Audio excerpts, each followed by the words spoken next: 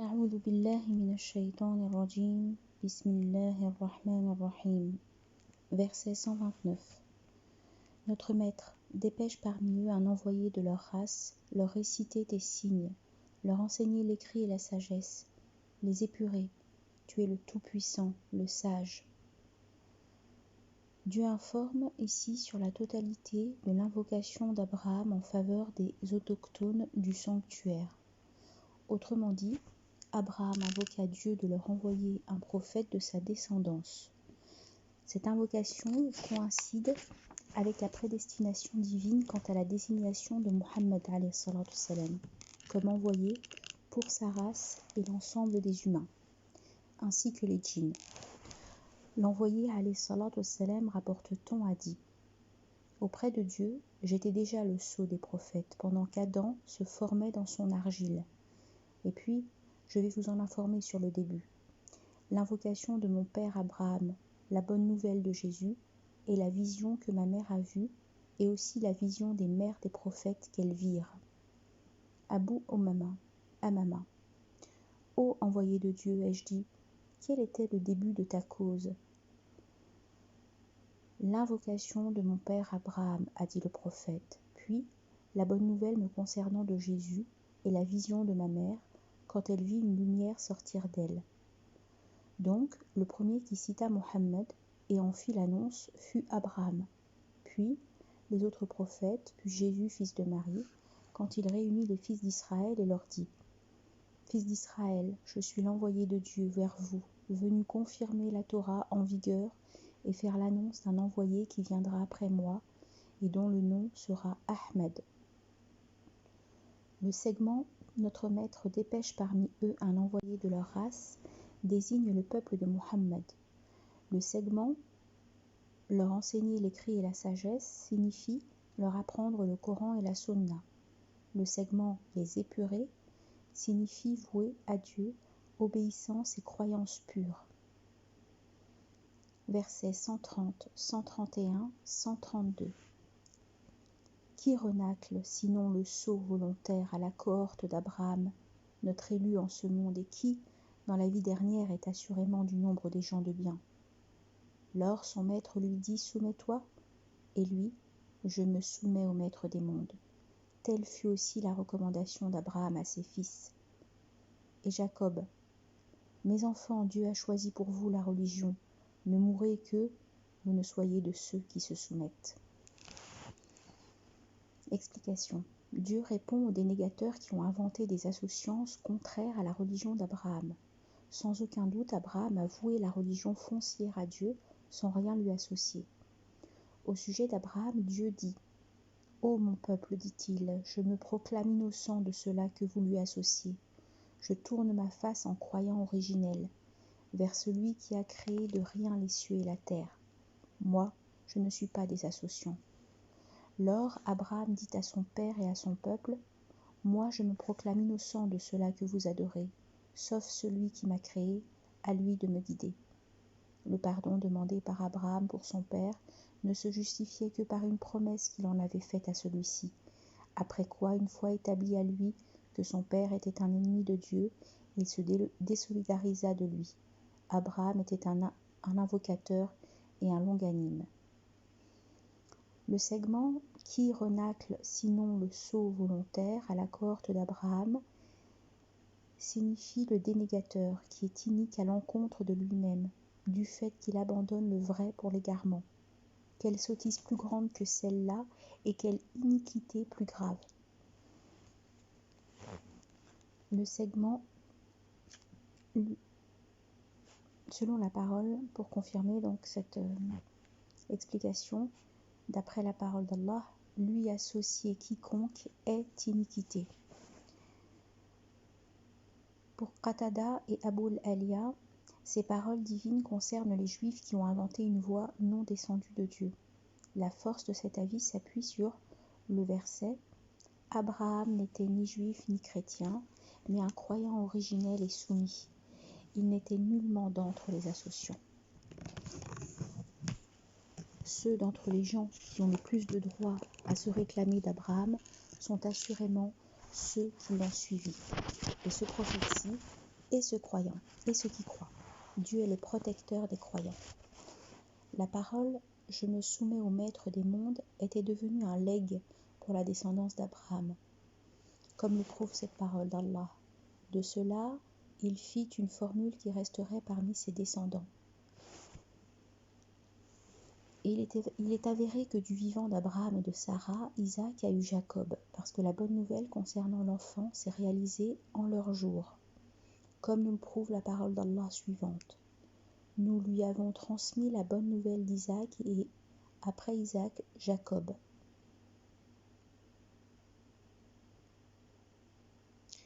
Nous lui accordâmes Isaac et Jacob, établîmes dans son lignage la prophétie, l'écriture. Nous lui fûmes donc, don d'Isaac, de Jacob, présent supplémentaire.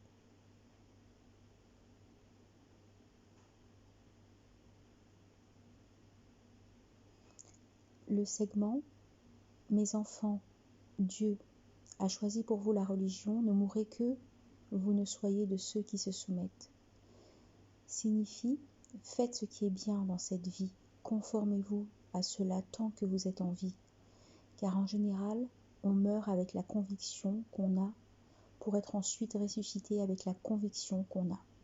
Dieu dit « Celui qui donne se prémunit, tient la splendeur pour véridique. Nous lui faciliterons l'aise éternelle. Quant à l'avare, au suffisant, quant à celui qui dément la splendeur, nous lui faciliterons le mésaise éternel. » Versets 133-134. Auriez-vous été témoin du moment où la mort pressa Jacob ? Il dit à ses fils, qu'adorez-vous après moi ?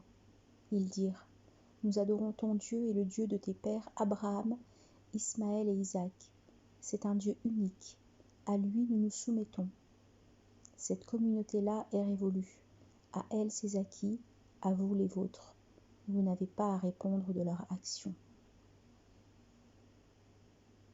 Ici, Dieu adresse aux associants objection au sujet de la descendance d'Ismaël et aussi aux dénégateurs des fils d'Israël en leur révélant le legs de Jacob à ses fils. Le segment « C'est un Dieu unique, à lui nous nous soumettons » signifie « Nous croyons en son unicité, nous ne lui associons rien et nous lui obéissons » comme le prouve la parole suivante d'Allah. Alors qu'à lui se soumettent tous les habitants des cieux et de la terre, bon gré mal gré, et que vers lui il sera fait retour d'eux.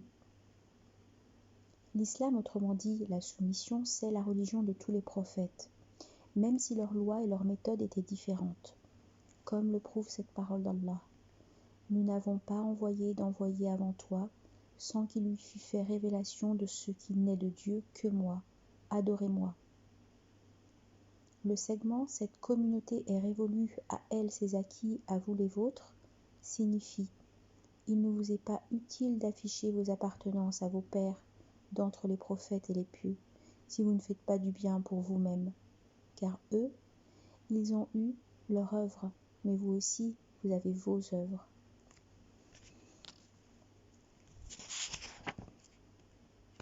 Verset 135.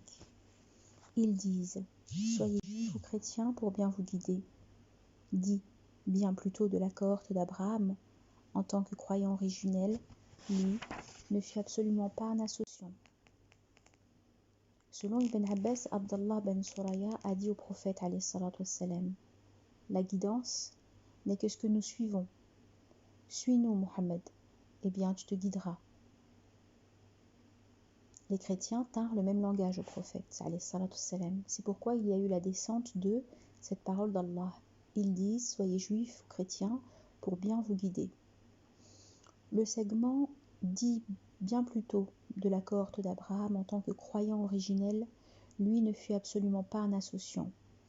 Cela signifie, nous ne voulons pas de votre appel au judaïsme ou au christianisme, nous suivons la cohorte d'Abraham, le croyant originel. Le croyant originel, Hanif, c'est celui qui est rattaché à la dévotion foncière selon Mujahid. C'est celui qui croit à tous les envoyés de Dieu, selon Abu Qilaba. Verset 136. Dites, nous croyons en Dieu et en ce qui est descendu sur nous, en ce qui est descendu sur Abraham, Ismaël, Isaac, Jacob, les lignages, en ce qui fut donné à Moïse, à Jésus, en ce qui fut donné aux prophètes de la part de leur maître. De tout cela, nous ne séparons pas un seul, et c'est à lui que nous nous soumettons. Explication. Dieu oriente ses adorateurs à croire en ce qui est descendu sur le prophète ﷺ, ainsi qu'en ce qui est descendu sur les autres prophètes. Il leur recommande de croire à tous les prophètes sans exclusive. Ils ne doivent pas être comme ceux dont Dieu dit, ceux qui dénient Dieu et ses envoyés, ou veulent dissocier entre Dieu et ses envoyés, et disent nous croyons telle partie, nous dénions telle autre, et se ménagent un chemin d'entre-deux. Ceux-là sont les dénégateurs en vérité. Abu Huraira dit, les gens du livre récitaient la Torah en hébreu, puis la traduisaient en arabe aux musulmans. Alors l'envoyé alayhi salatu wassalam a dit, ne croyez pas les gens du livre, et ne les démentez pas. Dites, nous croyons en Dieu et en ce que Dieu a fait descendre. Les lignages font référence à Jacob, qui a eu 12 fils, dont chacun donna naissance à une communauté. Ce sont les lignages, selon Abu al-Aliya et Qatada. Les lignages chez les fils d'Israël sont à l'image des tribus chez les fils d'Ismaël, selon al-Khalil bin Ahmed. Pour al-Zamakhshari, ce sont les petits-fils de Jacob, c'est-à-dire les enfants de ses 12 fils. Pour al-Bukhari, ce sont les tribus des fils d'Israël. En bref, ce sont les peuples des fils d'Israël. Par ailleurs, on rapporte d'Ibn Abbas ceci. Tous les prophètes descendent des fils d'Israël, sauf 10. Noé, Houd, Salih, Shuaib, Abraham, Isaac, Jacob, Ismaël et Mohammed. Enfin, Al-Qurtubi donne cette définition. Le lignage est le groupe ou la tribu qui remonte à une seule origine. Versets 137-138. S'ils croient en ce que vous croyez, c'est donc que bien ils se guident. S'ils font volte-face, c'est qu'ils sont plutôt dans un schisme. À leur égard, tu feras de Dieu ta suffisance. Il est l'entendant, le connaissant. Une teinture de Dieu. Mais qui peut mieux teindre que Dieu quand nous l'adorons? Explication. Si, dit Dieu, les dénégateurs d'entre les gens du livre et d'autres croient comme les croyants qui accordent créance à tous les envoyés et toutes les écritures sans discrimination, c'est qu'ils ont atteint le vrai. Cependant, s'ils se détournent du vrai au faux, après que la preuve leur a été donnée, c'est qu'ils sont en désaccord avec toi et qu'ainsi Dieu t'attribuera la victoire sur eux. Le segment une teinture de Dieu signifie la religion de Dieu selon Ibn Abbas. Il est rapporté que le prophète alayhi salatu wassalam a dit « Les fils d'Israël demandèrent à l'envoyé de Dieu Moïse si Dieu teintait. Moïse leur a répondu « Prémunissez-vous envers Dieu. » Alors Moïse fut appelé par son maître. « Moïse, ils t'ont demandé si ton maître teintait. » Dis « Oui, c'est moi qui teinte les couleurs. Le rouge, le blanc, le noir, toutes les couleurs sont de ma teinte. » Versets 139, 140, 141. Dis, allez-vous argumenter contre nous sur Dieu, alors qu'il est votre maître, comme il est le nôtre, que nos actes sont à nous, à vous les vôtres, et qu'à lui foncièrement nous nous vouons? Ou direz-vous qu'Abraham, Ismaël, Isaac, Jacob et les lignages aient été des juifs ou des chrétiens? Dis, est-ce que vous, qui en savez davantage, ou bien Dieu? Qui est plus inique que celui qui refoule un témoignage venu de Dieu? Dieu n'est pas inattentif à ce que vous commettez. Cette communauté-là est révolue. À elle ses acquis, à vous les vôtres. Vous n'avez pas à répondre de leurs actions. Explication. Dieu conseille son envoyé, alayhi salatu wassalam, de repousser la polémique des associants. Autrement dit, le prophète alayhi salatu wassalam doit tenir ce discours. Vous allez nous contredire sur la dévotion foncière, sur son unicité, sur notre soumission à ses prescriptions et ses proscriptions. alors qu'il dispose de nous et de vous comme il l'entend, et qu'il est de son droit d'être adoré foncièrement, sans associé aucun. Le segment que nos actes sont à nous, à vous les vôtres, et qu'à lui nous nous vouons, signifie nous sommes innocents de ce que vous adorez, comme vous l'êtes de nous, en prouve la parole suivante. S'ils te démentent, alors dis, à moi mes œuvres, à vous les vôtres. Vous n'êtes pas solidaire de ce que je fais, ni moi de ce que vous faites. S'ils argumentent contre toi, dis, je soumets ma face à Dieu, moi et quiconque me suit. Son peuple d'argumenter contre lui. Vous m'opposez sur Dieu des arguties, dit-il, alors qu'il m'a pris sous sa guidance. N'as-tu pas vu celui qui tirait argument contre Abraham à propos de son maître? Avec le segment, est-ce vous qui en savez davantage ou bien Dieu? Ici, Dieu refuse le propos de ceux-là qui prétendent que les prophètes cités étaient des juifs ou des chrétiens, comme la parole suivante. Abraham n'était ni juif ni chrétien, mais un croyant originel et soumis. Il n'était nullement d'entre les associants. Le segment qui est plus inique que celui qui refoule un témoignage venu de Dieu. Il récitait dans le livre de Dieu qui leur est descendu, que la religion est la soumission, que Mohammed est l'envoyé de Dieu, qu'Abraham, Ismaël, Isaac, Jacob et les lignages sont innocents du judaïsme et du christianisme. Ils savaient cela, mais ils l'ont refoulé au fond d'eux-mêmes, selon Al-Hassan. Le segment « Dieu n'est pas inattentif à ce que vous commettez » signifie qu'il s'agit d'une grande menace de la part de Dieu. Versets 142 et 143. Les sots parmi ces gens-là diront « Qu'est-ce qui les a détournés de la Qibla sur laquelle ils réglaient leurs prières ? Dis à Dieu l'Orient et l'Occident. Il guide qui il veut vers une voie de rectitude. Ainsi, vous constituons, nous, communauté médiane, pour que vous témoigniez des hommes et que l'envoyé témoigne de vous. Nous n'avons institué la Qibla sur laquelle tu te réglais que pour distinguer qui suivait l'envoyé de qui tournait les talons. Même si c'était la chose grave, elle ne fut point pour ceux que Dieu guidait. Dieu pour autant n'allait pas laisser perdre votre croyance. Il est tendre envers les hommes, miséricordieux. Explication. Les sots signifient, selon un avis, ce sont les associants arabes. Pour Mujahid, ce sont les rabbins des Juifs. Pour As-Suddi, ce sont les hypocrites.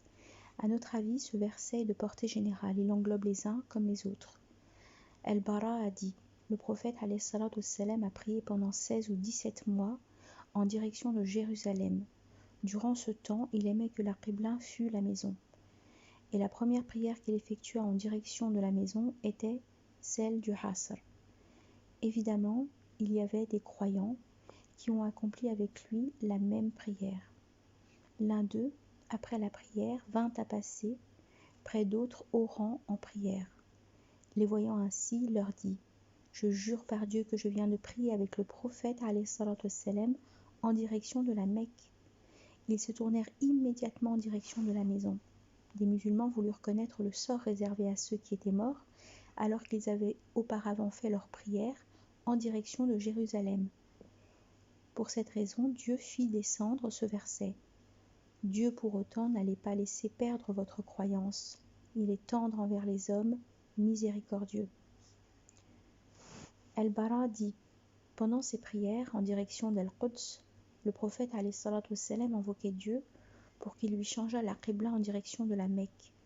C'est alors que descendit ce verset. Que de fois nous voyons ta face virevolter en direction du ciel. Eh bien, que nous te tournons vers un Orient susceptible de te contenter. Tourne ta face du côté de la mosquée sacrée. Ibn Abbas dit, lorsque le prophète ﷺ s'exila à Médine, il reçut l'ordre de prier en direction de Jérusalem. Les Juifs étaient contents. Le prophète ﷺ pria plus de 10 mois dans cette direction, mais il aimait la Qibla d'Abraham. Pour cela, il invoquait Dieu en regardant le ciel. Alors Dieu fit descendre le verset tournez votre face de côté-là. Mécontents, les Juifs dirent: qu'est-ce qui les a détournés de la Qibla sur laquelle ils réglaient leurs prières? Alors Dieu fit descendre, dit: adieu l'Orient et l'Occident, il guide qui il veut sur une voie de rectitude. En résumé, quand il était à la Mecque, le prophète priait dans le respect de la prescription divine, c'est-à-dire en direction d'Al-Quds, mais en se plaçant devant la mosquée sacrée. Et quand il s'installa à Médine, il reçut l'ordre de prier en direction d'Al-Quds. Puis, après ses incessantes invocations, Dieu lui ordonna de se tourner vers la mosquée sacrée. Nombre d'exégètes disent que le changement de la Qibla est descendu alors que le prophète ﷺ venait de prier 2 rak'ahs de Dhuhr dans la mosquée des Banu Salma. C'est pour cette raison que cette mosquée fut appelée mosquée des 2 Qibla. Quant aux habitants de Quba, ils ne reçurent la nouvelle qu'1 jour plus tard, pendant la prière du Fajr. Ibn Omar dit: alors que les gens faisaient la prière du Subh, un homme vint à eux et leur dit: l'envoyé vient de recevoir cette nuit un Coran qui lui ordonne de tourner la face vers la maison. Tournez-vous donc vers elle. Ils avaient la face en direction de la Syrie. Ils se tournèrent vers la maison. Lorsque cela eut lieu, les hypocrites et les dénégateurs d'entre les Juifs dirent: qu'est-ce qui les a détournés de la Qibla sur laquelle ils réglaient leurs prières? Alors Dieu fit descendre: adieu l'Orient et l'Occident, de quelque côté que vous vous tourniez, là est la face de Dieu. Et c'est pour cela qu'il fit descendre aussi: dit adieu l'Orient et l'Occident, il guide qui il veut sur une voie de rectitude. L'envoyé alayhi salatu wassalam, rapporte-t-on, a dit au sujet des gens du livre: ils ne jalousent pas sur une chose comme ils nous jalousent sur le jour du vendredi sur lequel Dieu nous a guidés, alors qu'eux, ils l'ont égaré, sur la Qibla sur laquelle Dieu nous a guidés, alors qu'eux, ils l'ont égaré, et sur la parole Amen que nous reprenons après l'imam. Je reprends. L'envoyé alayhi salatu wassalam, rapporte-t-on, a dit au sujet des gens du livre: ils ne jalousent pas sur une chose comme ils nous jalousent sur le jour du vendredi sur lequel Dieu nous a guidés, alors qu'eux, ils l'ont égaré, sur la Qibla, ils les jalousent aussi, sur laquelle Dieu nous a guidés, alors qu'eux, ils l'ont égaré, et sur la parole Amen que nous reprenons après l'imam. Le segment: ainsi vous constituons-nous communauté médiane, pour que vous témoigniez des hommes et que l'envoyé témoigne de vous, signifie: nous vous avons orienté sur la Qibla d'Abraham parce que nous l'avons choisi pour vous, pour que vous soyez la meilleure des communautés et qu'au jour de la résurrection, vous soyez les témoins des nations. Le terme médiane prend chez les Arabes le sens de meilleur. Quraysh, dit-on, est la maison médiane, c'est-à-dire la meilleure maison d'après sa lignée. Que Mohammed est médian de son peuple, c'est-à-dire de noble lignée. De là, on dit la prière médiane, c'est-à-dire la prière du Asr. Dieu a donc fait de cette communauté une communauté médiane, par la loi parfaite qu'il leur a révélée, la voie de rectitude, comme nous le prouve la parole d'Allah suivante. Il vous a élus, il ne met aucune gêne pour vous dans la religion en tant que fidèle à la communauté de votre père Abraham. C'est lui qui jadis vous a nommé, ceux qui se soumettent ainsi que dans celui-ci, afin que l'envoyé soit votre témoin, et vous, les témoins des hommes. Abu Sa'id dit, le prophète alayhi salatu wassalam a dit: au jour de la résurrection, Noé sera convoqué, et il lui sera dit: as-tu fait la communication? Il répondra oui. Après quoi son peuple sera convoqué, et il leur sera dit: vous a-t-il fait la communication? Ils répondront: aucun donneur d'alarme n'est venu à nous, personne n'est venu à nous. Il sera dit à Noé: qui témoigne pour toi? Il dira: Mohammed et sa communauté. Et Abu Sa'id de dire: c'est cela le sens de cette parole d'Allah. Ainsi vous constituons-nous communauté médiane. Vous serez convoqués et vous témoignerez pour lui pour la communication qu'il a faite. Puis je témoignerai pour vous. Le prophète alayhi salatu wassalam, rapporte-t-on, a dit: au jour de la résurrection, ma communauté et moi, nous serons sur un monticule dominant les créatures. Il n'y aura personne des hommes sans qu'il souhaite être parmi nous, et il n'y aura aucun démenti par son peuple sans que nous témoignions qu'il a communiqué le message de son maître, le puissant, le transcendant. Le segment: nous n'avons institué la qibla sur laquelle tu te réglais que pour distinguer qui suivait l'envoyé de qui tournait les talons. Mais si c'était la chose grave, elle ne fut point pour ceux que Dieu guidait. Signification: Mohammed, nous t'avons ordonné de t'orienter d'abord sur Jérusalem, puis nous t'avons détourné d'elle pour la maison, afin que se distinguent ceux qui te suivent et t'obéissent de ceux qui feront volte-face, c'est-à-dire les renégats, même si cette mesure de changer la qibla était d'une grande incidence sur les cœurs, sauf sur les véritables croyants qui sont certains de la véracité du message divin et de l'envoyé, alayhi salatu wassalam. Ceux-là savent bien qu'ils sont des créatures de Dieu, qui décident ce qu'il veut et abrogent ce qu'il veut. Le segment « Dieu pour autant n'allait pas laisser perdre votre croyance » signifie: Dieu n'allait pas laisser perdre les prières accomplies par les croyants avant le changement de la qibla, parce qu'il est tendre envers les hommes, miséricordieux. Verset 144.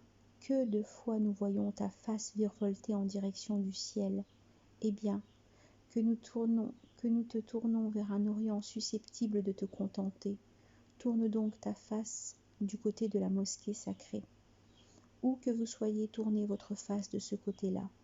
Ceux qui ont reçu l'écriture savent bien qu'en cela réside le vrai venant de leur maître. Dieu n'est pas inattentif à leur agissement. Ibn Abbas dit: la première chose abrogée du Coran est la qibla. Concernant les circonstances de la descente du verset, se reporter à ce qui a précédé. Mais cela n'empêche pas de donner d'autres témoignages. Abu Sa'id al-Mu'alla dit: du vivant du prophète alayhi salatu wassalam, nous allions à la mosquée pour prier. Un jour, nous y étions passés et nous avions trouvé à ce moment-là l'envoyé de Dieu alayhi salatu wassalam sur le minbar. Je m'étais dit que quelque chose s'était passé et je m'étais donc assis. Après quoi, l'envoyé alayhi salatu wassalam avait alors récité ce verset: que de fois nous voyons ta face virevolter. Et la suite.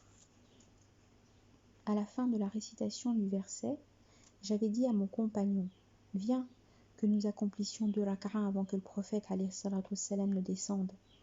Ainsi, nous serons les premiers à faire cette prière. Effectivement, nous fîmes les rak'as avant que le prophète alayhi salatu wassalam ne descende diriger la prière. C'était la prière de Dhuhr. Ibn Omar dit aussi que c'était la prière de Dhuhr. Cependant, l'établi dit que c'était la prière de Hassan.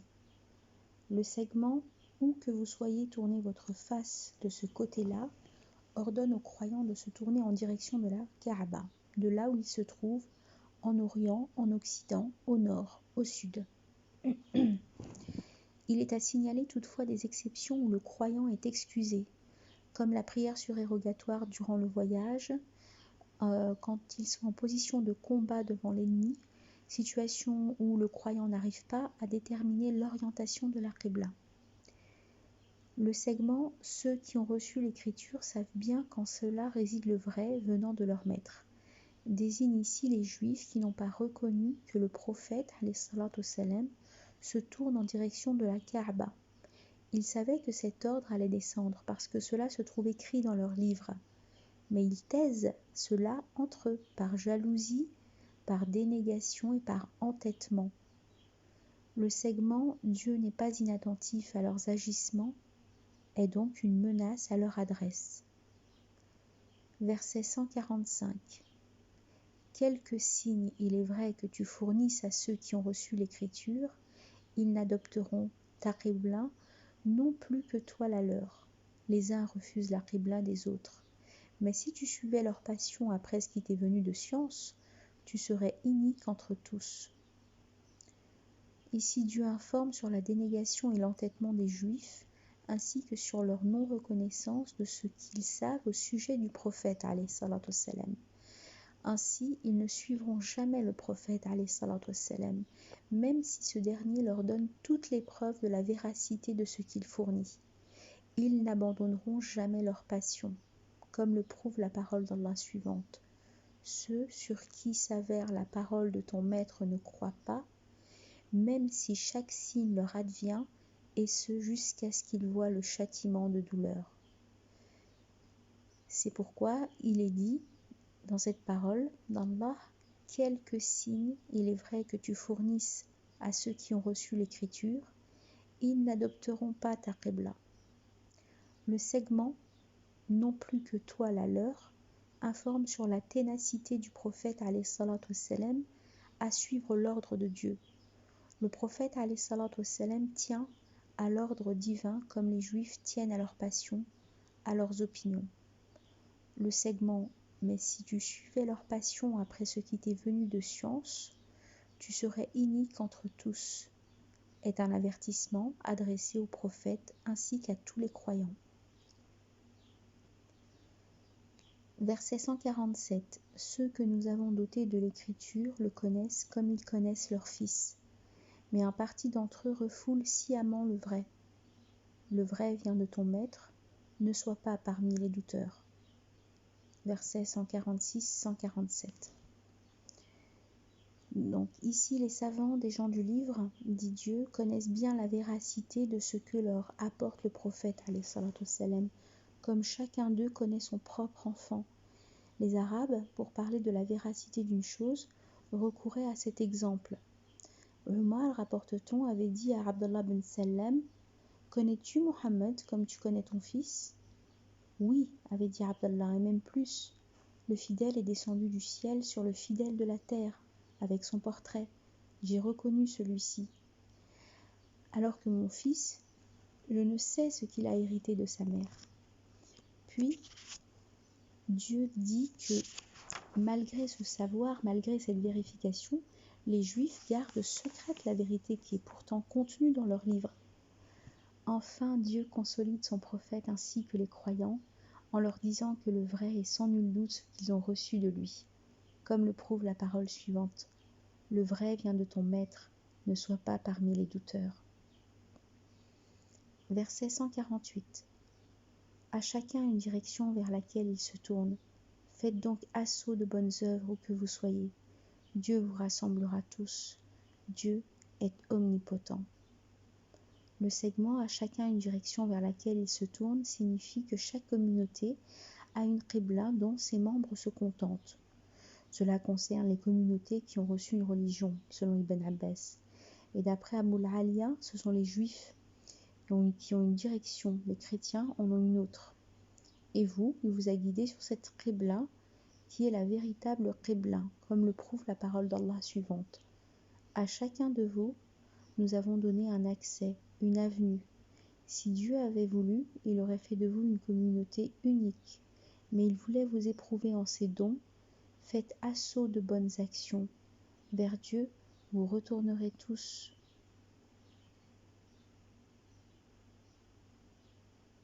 Versets 149 et 150. D'où que tu sortes, tourne ta face du côté de la mosquée sacrée. C'est là le vrai de par ton maître. Dieu n'est pas inattentif à ce que vous faites. D'où que tu sortes, tourne ta face du côté de la mosquée sacrée.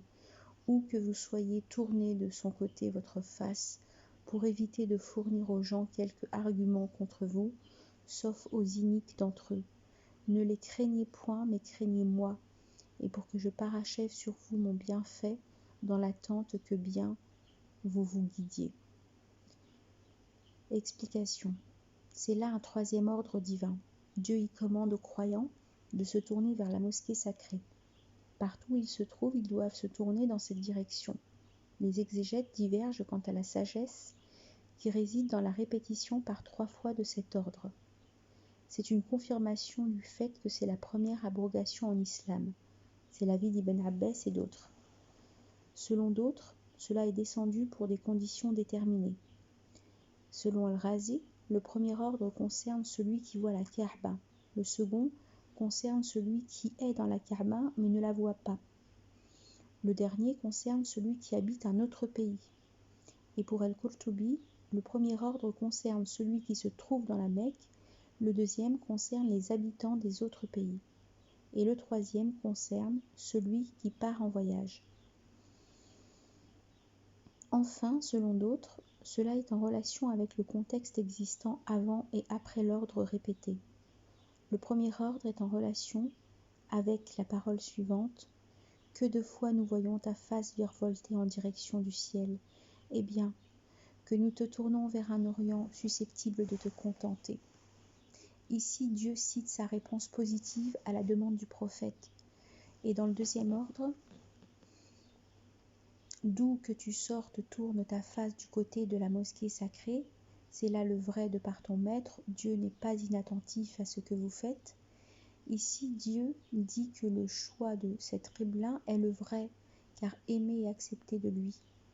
Par le dernier ordre, il donne une sagesse consistant à désarmer de toute argumentation les Juifs qui prétendaient que le prophète alayhi salatu wassalam se tournait vers leur qibla, bien qu'ils savaient, et cela est écrit dans leurs livres, qu'il allait s'orienter un jour vers la qibla d'Abraham, et également à rendre caduque l'argument des associations arabes qui critiquaient le prophète alayhi salatu wassalam pour le fait qu'il s'orientait auparavant vers Al-Quds et non vers la Kaaba. Le segment, pour éviter de fournir aux gens quelques arguments contre vous, désigne les gens du livre en raison de leurs propos suivants. Mohammed s'est tourné vers la Kaaba. L'homme a eu grande envie pour la maison de son père et pour la religion de son peuple. Et également en raison de leur autre propos, qui est le suivant. Il reviendra à notre religion comme il est revenu à notre qibla. Le segment, sauf aux iniques d'entre eux, désigne les associants qurayshites qui ont dit « Cet homme prétend qu'il suit la religion d'Abraham. Si son orientation vers Jérusalem provenait de la cohorte d'Abraham, pourquoi serait-il alors retourné vers notre qibla ?» La réponse est que Dieu avait, pour une sagesse connue de lui, orienté son prophète alayhi salatu wassalam vers Jérusalem. Et quand il remarqua son obéissance à son ordre, il l'orienta vers la qibla d'Abraham. Le prophète alayhi salatu wassalam fut aussi obéissant à cet ordre. Versets 151 et 152. De même avons-nous envoyé parmi vous un envoyé de votre race pour vous réciter nos signes, vous purifier, vous enseigner l'écrit et la sagesse, vous enseigner ce que vous ne saviez pas. Aussi, souvenez-vous de moi et je me souviendrai de vous. Manifestez-moi de la gratitude et non du déni. Dieu rappelle ici à ses adorateurs croyants qu'il les a couverts de son bienfait en leur envoyant le prophète alayhi salatu wassalam, et que ce dernier leur récite ces signes éclatants, leur purifie l'âme et les mœurs des souillures du paganisme, leur enseigne le livre, c'est-à-dire le Coran, et la sagesse, qui signifie la sunna, leur apprend ce qu'ils ne savaient pas, c'est-à-dire l'importance des récitants, des lettrés et des savants, comme le prouve la parole d'Allah suivante. Dieu fut libéral envers les croyants de demander parmi eux un envoyé de leur race pour leur réciter ces signes, les épurer. Ibn Abbas dit, en citant son bienfait, Dieu désigne Mohammed. C'est pourquoi il recommande aux croyants de faire preuve de reconnaissance de ce bienfait. C'est cela que l'on retrouve dans cette parole d'Allah. Aussi, souvenez-vous de moi et je me souviendrai de vous. Manifestez-moi de la gratitude et non du déni. Zaïd ben Aslam rapporte que Moïse a dit « Maître, comment vais-je manifester de la gratitude pour toi ?» Le maître lui a dit « Souviens-toi de moi et ne m'oublie pas. Si tu te souviens de moi, alors tu m'auras manifesté de la gratitude. Mais si tu m'oublies, alors tu m'as enseveli, c'est-à-dire nié. » Al-Hassan al-Basri rapporte Dieu se souvient de celui qui se souvient de lui. Il accroît sa gratitude à celui qui lui manifeste de la gratitude, mais châtie celui qui l'ensevelit. Le segment « Aussi souvenez-vous de moi ».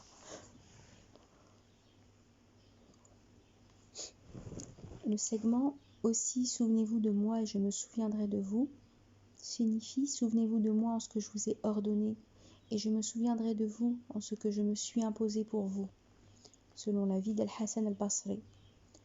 Souvenez-vous de moi par l'obéissance et je me souviendrai de vous par le repentir à votre endroit, selon Saïd ben Jubayr. D'après un hadith rapporté, Dieu dit « Celui qui en lui-même se souvient de moi, je me souviendrai de lui en moi-même. Celui qui cite mon souvenir dans une foule, je cite son souvenir dans une foule meilleure que la sienne. » Comme le prouve la parole d'Allah suivante. Lors votre maître promulgua, si vous êtes reconnaissant, sûr que j'augmente sur vous mon bienfait. Si vous daignez, alors mon châtiment est implacable. Versets 153 et 154. Vous qui croyez, aidez-vous de la patience et de la prière. Dieu est avec les patients. N'appelez pas ceux qui sont tués sur le chemin de Dieu des morts, mais des vivants. Seulement, vous n'en avez pas conscience. Dieu recommande aux croyants la patience et la prière. L'adorateur est soit dans une grâce, et là il manifeste sa gratitude, soit dans une disgrâce, et là il patiente. Il est rapporté que le prophète ﷺ a dit que c'est admirable pour le croyant. Tout ce que Dieu lui prédestine est un bien pour lui. Si une fortune le touche et qu'il manifeste gratitude, ce sera un bien pour lui. Et si une infortune le touche et qu'il patiente, ce sera un bien pour lui. Dieu montre que le meilleur moyen de supporter les infortunes réside dans la patience et la prière. Comme le prouve la parole d'Allah suivante, armez-vous de la patience et de la prière. Celle-ci est bien lourde, si ce n'est aux craignants Dieu. La patience est de deux types. La patience devant les interdits et la patience à faire les bonnes actions. Celle-ci est la plus rétribuée. Il existe cependant un troisième type, la patience devant les malheurs, qui nécessite la miséricorde de Dieu. Zayn al-Abidin dit « Lorsque Dieu rassemblera les premiers et les derniers, un crieur criera « Où sont les patients pour qu'ils entrent au jardin avant le jugement ?» Un groupe de gens avanceront. Des anges les accueilleront et leur diront « Où allez-vous, fils d'Adam ?» Au jardin, répondirent-ils. Avant le jugement ? S'étonneront les anges ? Oui, diront-ils. Qui êtes-vous ? Demanderont les anges. Nous sommes les patients, répondront-ils. Et quelle a été votre patience ? Demanderont encore les anges. Nous avons pris patience à obéir à Dieu, et nous avons patienté devant les désobéissances, répondront les patients, et cela jusqu'à l'instant où Dieu nous a rappelés. Vous êtes comme vous avez dit, entrez donc au jardin. Quel excellent salaire pour de tels ouvriers, diront les anges. Cela, dirons-nous, est attesté par la parole suivante, mais ce n'est qu'aux patients que sera soldé leur salaire au-delà de tout compte. Le segment « N'appelez pas ceux qui sont tués sur le chemin de Dieu des morts, mais des vivants » informe ici que les shahids sont vivants dans l'intervalle. Dans le Sahih de Muslim, il est rapporté que les âmes des shahids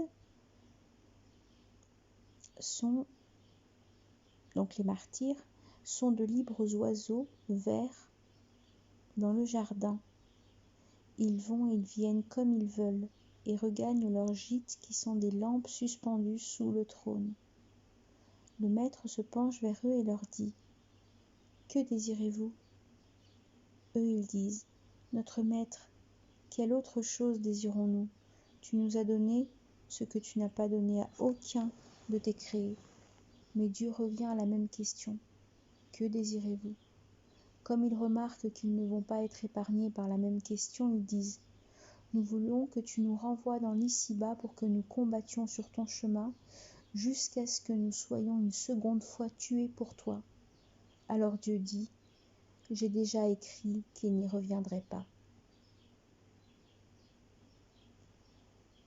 Versets 155, 156, 157. Que cependant nous vous éprouvions par un peu de crainte, de faim, de diminution dans vos biens, vos personnes et vos fruits. Portes-en la bonne nouvelle aux patients.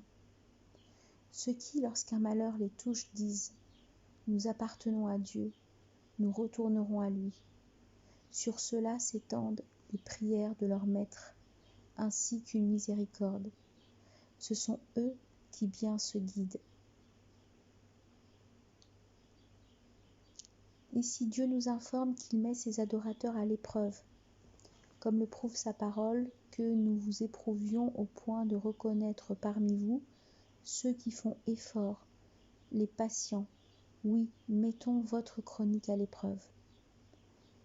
Il fait cela tantôt par le bonheur, tantôt par le mal, la peur, la faim. Et voilà que Dieu leur fit goûter l'opacité de la faim et de la peur. Le segment, par un peu de crainte, de faim, de diminution dans vos biens, vos personnes et vos fruits, signifie par un peu de peur, de faim, de perte d'une partie de vos biens, par la mort d'amis, de proches, de bien-aimés, par un manque de récolte habituelle dans les jardins. Donc, celui qui patiente, Dieu le récompensera. Et celui qui désespère, Dieu lui rend licite sa punition. C'est pourquoi il est dit dans la parole d'Allah, « Portes-en la bonne nouvelle aux patients. » Le segment « Ceux qui, lorsqu'un malheur les touche, disent « Nous appartenons à Dieu, nous retournerons à lui » définit les patients qui seront félicités. Parce que ces patients savent cela et qu'ils s'en remettent à lui. Et c'est pour cette raison que Dieu informe que sur cela s'étendent des prières de leur maître ainsi qu'une miséricorde, des éloges. Ce sont eux qui bien se guident. Salama a entendu l'envoyé alayhi salatu wassalam dire « Tout adorateur touché par un malheur qui dit « Nous appartenons à Dieu, nous retournerons à lui. Dieu, accorde-moi ta protection pour mon malheur, remplace-le-moi par de meilleurs. » Dieu lui accorde sa protection pour son malheur et le lui remplace par de meilleurs. À la mort de son mari, Abu Salama, elle a dit comme le prophète alayhi salatu wassalam l'avait recommandé. Alors Dieu lui a remplacé son mari par de meilleurs. Le prophète alayhi salatu wassalam. Verset 158. Safa et Marwa font partie des rites de Dieu. Celui qui fait le grand pèlerinage de la maison ou le petit pèlerinage n'a donc pas de péché à tourner de l'un à l'autre. Quiconque prend l'initiative d'une bonne œuvre, Dieu est sachant, reconnaissant.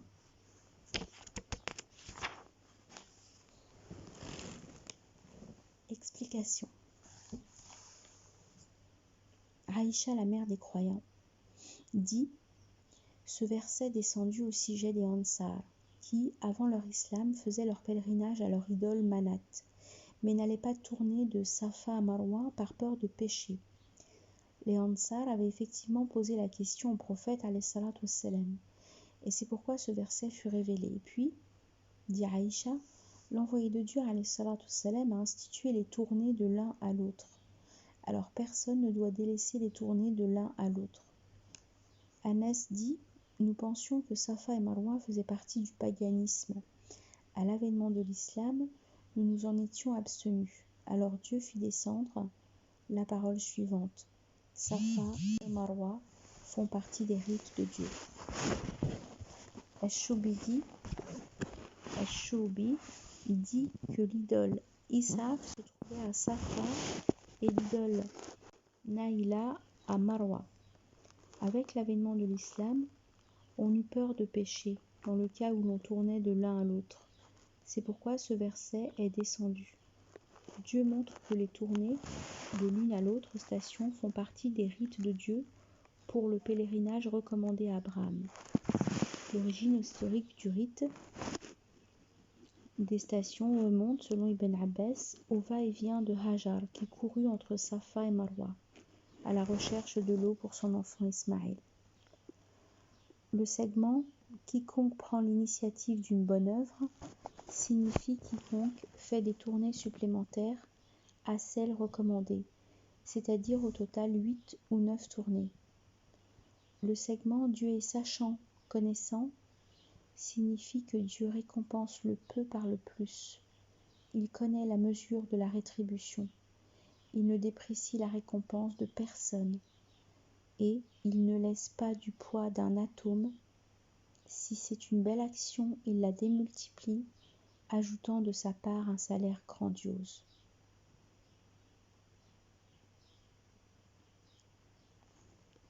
Versets 159, 160, 161 et 162. Ceux qui dissimulent ce que nous avons fait descendre de preuves Ceux qui dissimulent ce que nous avons fait descendre de preuves et de guidance, après même les avoir explicités aux hommes dans l'Écriture, ceux-là Dieu les maudit. Et les maudissent. Qui les maudira? Exception en faveur de ceux qui reviennent repentants, se réforment et explicitent. Ceux-là je me repens en leur faveur, car je suis l'enclin au repentir, le miséricordieux. Ceux qui ont déni et meurent des négateurs, ceux-là reçoivent la malédiction de Dieu, des anges et des hommes en totalité. Ils y seront pour l'éternité sans que sur eux le châtiment soit allégé, non plus qu'il ne leur soit fait sursis. Explication. Cela est une menace très forte pour celui qui cache ce qui a été envoyé au prophète, comme preuve claire et guidance bénéfique au cœur. Ces versets parlent des gens du livre qui ont caché la bonne nouvelle de Muhammad alayhi salatu wassalam. Le prophète alayhi salatu wassalam, rapporte-t-on, a dit « Quiconque dissimule une science sur laquelle il est interrogé aura des morses de feu au jour de la résurrection. » Si ce n'était un signe dans le livre de Dieu, je n'aurais dit aucune chose à personne. Ceux qui dissimulent ce que nous avons fait descendre de preuves et de guidance. Le segment « Et les maudissent, qui les maudira » désigne les anges et les croyants, selon Aboul Aliya. Dans un hadith, il est dit « Tout lui implore le pardon pour le savant, même les baleines dans la mer. » Et il est dit dans cette parole divine que celui qui tait une science sera maudit par Dieu, les anges et les hommes en totalité. Le segment « Exception en faveur de ceux qui reviennent repentants » se réforme et explicite. C'est-à-dire, c'est l'exception en faveur de ceux qui se repentent, réforment leurs actions et montrent aux gens ce qu'ils dissimulaient. Le verset « Ceux qui ont déni et meurent des négateurs, ceux-là reçoivent la malédiction de Dieu, des anges et des hommes en totalité » signifie ceux qui continuent dans la dénégation jusqu'à mourir dans cet état. Ceux-là seront donc poursuivis par cette malédiction jusqu'au jour de la résurrection. Aboul Ali a dit « Au jour de la résurrection, le dénégateur sera arrêté et il sera maudit par Dieu, puis les anges, puis par les hommes en totalité. »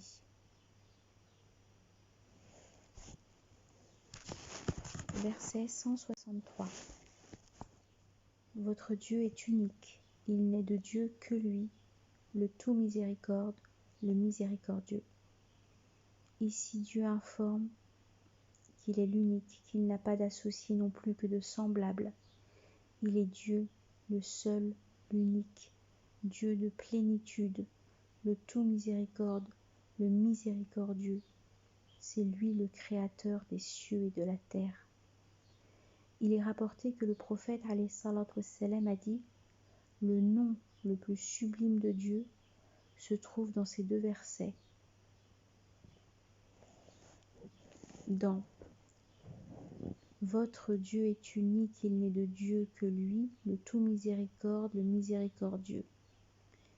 Et dans le verset suivant, Alif, Lam, Mim, Dieu, il n'est de Dieu que lui, le vivant, l'agent suprême.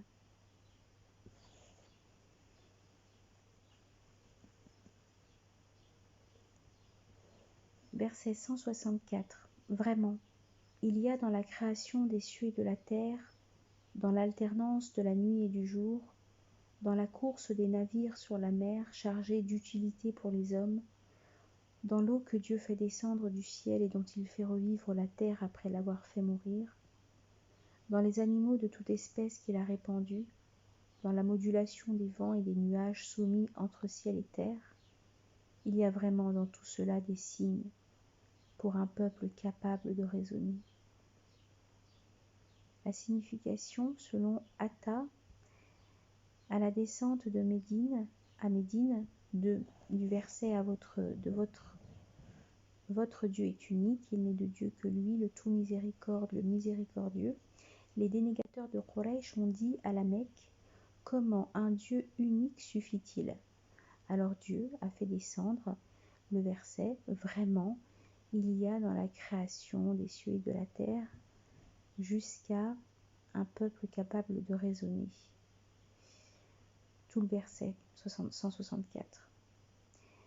Et Abu ad-Duha dit, à la descente de ce verset, les associants ont dit, si c'est ainsi qu'il nous apporte un signe, alors le Tout-Puissant a fait descendre cette parole, ce verset 164, vraiment, il y a dans la création des cieux et de la terre, donc jusqu'à des signes pour un peuple capable de raisonner.